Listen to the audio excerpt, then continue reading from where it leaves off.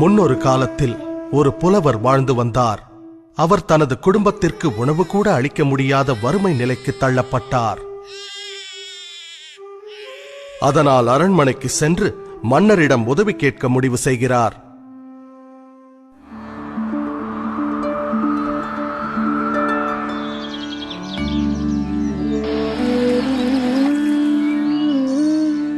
மன்னரை கண்டதும் புலவர் தனது பாடல்களை பாட ஆரம்பிக்கின்றார்.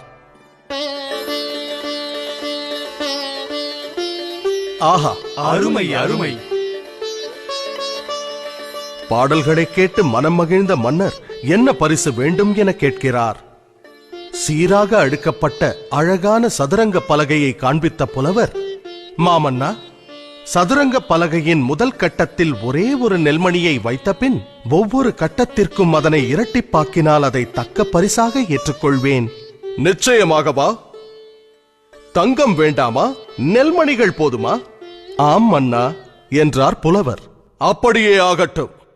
மன்னர் உத்தரவிட அவையினர் நெல்மணிகளை வைத்தனர்.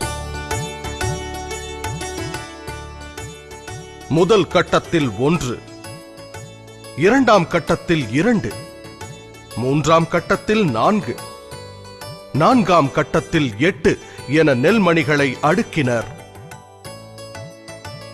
10ஆம் கட்டத்திற்கு வந்தபோது நெல்மணிகளின் எண்ணிக்கை 512 ஆனது.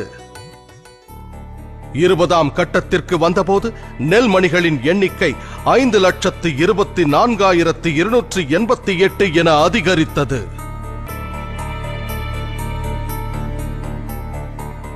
பாதி தூரம், அதாவது 32வது கட்டத்தை அடைந்த போது நெல்மணிகளின் எண்ணிக்கை 214,74,83,648 பெருகியது. விரைவில் நெல்மணிகளின் எண்ணிக்கை கோடான கோடிகளை தாண்டியது. இதன் காரணமாக மன்னன் தன் ராஜ்ஜியம் முழுவதையும் அந்த புத்திசாலி புலவரிடம் ஒப்படைக்கும் நிலை ஏற்பட்டது.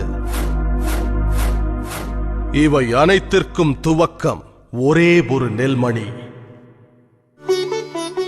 கதையின் நீதி: கூட்டு பலனின் பெருக்கும் சக்தியை எப்போதும் குறைவாக எடை போட வேண்டாம்.